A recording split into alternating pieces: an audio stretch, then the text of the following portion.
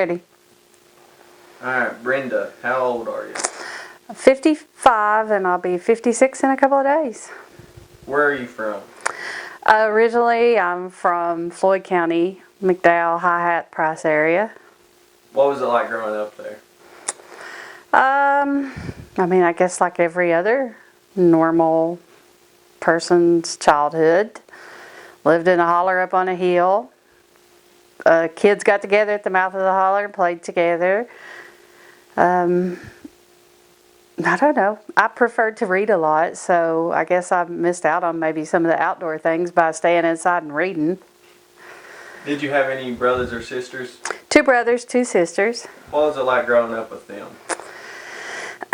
Well, again, I can't think of anything that was unusual, or that was out of the normal. I guess we all did the same thing as everybody else did. We would play rook. We liked to play cards. The 2 brothers were older, and they were out of the home when I was probably around 10 or 11. Both of them was going out of the home by that time. So it was just me and my 2 sisters, and we didn't have a hard life. I wouldn't imagine that it was considered a hard life. It wasn't.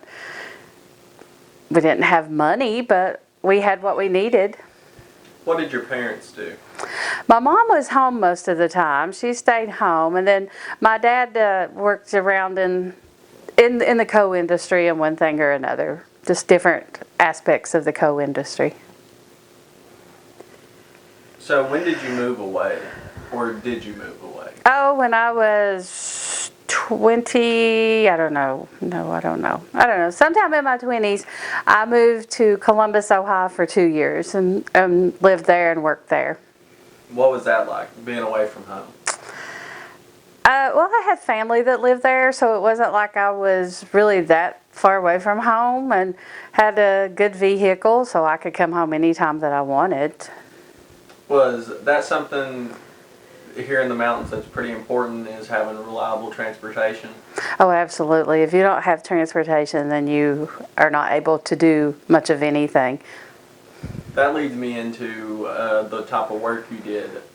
As a social worker, does this area have any public transportation? Yeah, there is some forms of public well, I think, to be honest with you, I think the only form of public transportation is, well, there's some taxis, but then there's medical transportation. And that just means that they can only transport you for medical reasons? The medical transportation, yes. Okay. Let's go back a little bit. Did you graduate high school? Yes. When and where did you graduate? I graduated from McDowell High School in 1985. Did you go to college? Yes. Were you the first one in your family to go to college? Yeah, I think so. I think I was. What did you go to college for? To become a social worker. Okay, now we're caught back up. So, what was being a social worker like?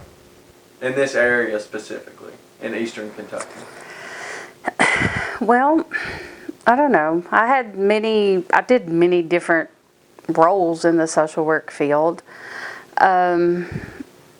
I guess the one thing that was the biggest issue, which you had brought up earlier, was maybe reliable transportation for people. What was some of your roles as a social worker? Oh, I did social services. I have worked with the adult TRP and the adult population. Then I worked in the school system some. And then the last position that I had was working with children. Which one was your favorite? Or did you enjoy your job at all? Oh yeah, I enjoyed my job. I mean, you have to truly enjoy it to stay in it. So which one was your favorite? Gee, I don't know. I guess maybe working with the children might have been my favorite, but I also enjoyed working with adults too. So I did not enjoy working for social services. So is social services something that is, I would say, underfunded in this area and overworked? Well, I can only speak for when I worked for social services, which was many, many, many, many years ago. And it was then, but I think that there's been like a lot of improvements made in that field in the last couple of years. But it's hard having to take away children. Well, I think that's a misconception. Social worker doesn't have the ability to take away a child. It takes a police officer or judge or someone, but the social worker gets the blame for it. Right. In this area, is that something that happens a lot due to the high level of poverty? Again, it's been many, many years since I worked in social services. When did you work in social services? Like what years? Early 90s. Okay, well let's talk about then. And when I worked with social services, my focus was on the medically fragile kids. What does that mean? Kids that were removed from their home due to medical conditions, that it could have just been a dependency case or it could have been a neglect case. Maybe the parents just wasn't able to care for that child because of their medical needs. Okay. So in this area, not being able to, provide everything for your kids, is that something that's prominent? Not everywhere, but in this area is poverty much larger than most places? Not that I would think, no. I don't think that poverty played that much of a role in it. What does poverty look like here? Or is it kind of, we grew up, and however you grew up, it didn't really matter? Well, I didn't realize that we had such a high number of homeless people in this area until, I don't know, maybe 8-10 years ago. I just did not realize that there was that high number of people, because I guess I always thought that everybody just took care of everybody, but you're actually considered homeless if you live in the house with someone else. Yep. And I did not realize that was considered homeless. I don't know if the homeless population here is people from this area or people that's wandered into this area. A lot of it is people who have wandered in. It really is.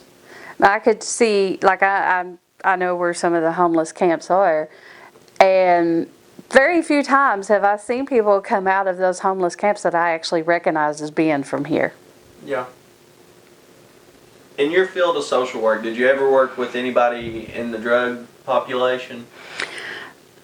I never actually worked per se in substance abuse, but yeah, that was a lot of the cases that I worked with through the years. There was some history of some type of drug usage or something. I mean, it touches every family. Do you think drug use is bad here? Or worse here than any other place? I want to say yes, but maybe that's because I hear more about it in this area. Why would you say it's worse here? Well, I think that a lot has to do with boredom and lack of transportation, lack of activities. For the younger, well, it's always been for the younger generation, there's not been a lot to do. Like you had mentioned earlier, you had to go to Prestonsburg or Pikeville to do anything. So imagine if you lived 40 miles from Prestonsburg or Pikeville and you only got to come out when you had a vehicle. And I'm sure that wasn't to get to go to the movies. So you made your own fun up, with what I would think. Are they generational drug use here? Oh yeah, yeah. What does that look like? Well, it becomes a way of life. So-and-so did it all their life, so I'm going to do it all of my life. It took care of them, so it'll take care of me. Do you think they're a fix to the problem? Yeah, I think about that sometimes, if there is a fix. And I don't know. I don't know if I would hope that there would be. And I know that there's a lot of research and evidence-based practice things going on with treating it with other types of medications and stuff. I don't know. I don't know if there's a cure for it or not. Is it hard working with that population? Well, I never worked actually in that field. I would just work with maybe some family member, somebody that had a substance abuse problem. And no, I'm going to say it was hard because, well, even not with work, if somebody, they'll promise to do something, they'll promise to buy something, they'll promise to do this or that. But I guess that addiction takes over so bad that they're just not able to keep that money to buy that stuff that they want because that addiction is so bad. But imagine it's like smoking a cigarette. Yeah. I haven't smoked in many, many, many years. And Tell that story. How you just woke up one morning. Well, I had used to smoke, but I never smoked in the house. I always smoked outside. And one morning, I got up and it was very, very cold, and I went outside and smoked. Then went the rest of the day and didn't smoke. And Rodney and I had went somewhere and spent the night. We got up the next morning and he said, "Ain't you gonna go outside and smoke?" And I thought, no, it's just too cold. I don't want to smoke. And I've never touched a cigarette since then. That's kind of crazy. Now, there's days I would love to have a cigarette, crave a cigarette, but I just don't. Most of the time I can get a smell of it and it's enough to take care of that. Did you start smoking because of social work? Or was you smoking before? No, I wasn't smoking before. I don't really remember. Probably just a social thing. What was, would you say is your craziest story from your line of work? Well, I was working with a family one time that it was a medical case and had went to the home to do a home visit. I'd never been to the home before. Excuse me. And I had to go up like all these flights of stairs to get to their apartment. Then when I got to their apartment, they had 3 flights of stairs inside their apartment. So I went up those up to the apartment, and the man just kept insisting that I go up and look at their pet.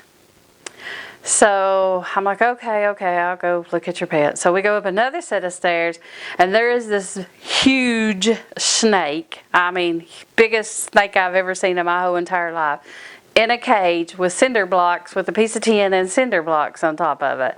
And I said, "Wow, what do you feed that?" And stone-faced, he looked at me and said, "Social workers." I just left. I didn't go back. Was you fresh in the field when that happened? No, I'd been doing it probably about 3 or 4 years. That's still pretty scary. Yeah, it was very scary, especially knowing I was up 6 flights of stairs. And I just excused myself and started going down the flights of stairs thinking I can outrun the snake. Let's go back a little bit. What was it like growing up here as a teenager? Well, we had transportation when I was growing up as a teenager, so we were able to go and do things and go on vacations. And again, I chose to read a lot and study a lot. So I might have missed out on some of the things that some of the other kids done, but. So when I was growing up here, it was not so much to do. We only had we had 2 movie theaters, one Prestonburg and one Pikeville. But when you were growing up, were they more than just those 2? Like bowling alleys and...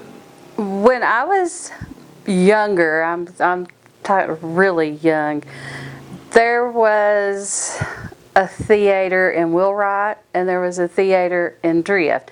I don't ever remember going to the theater in Drift. I do remember one time going to the theater in Wheelwright, but mostly what we had was the stuff in Prestonsburg and Pikeville, and very seldom did we come to Pikeville.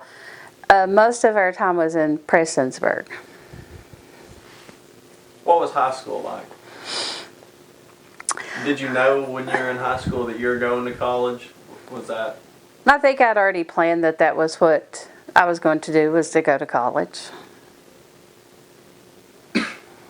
Did you have any kids? Just one. Were you ever married? Yeah, I've been married twice. Who are you married to now? Rodney Hall. What does he do? He is a mine inspector. Did he have any kids? Yeah, he has 2 kids. What's the best advice you can give?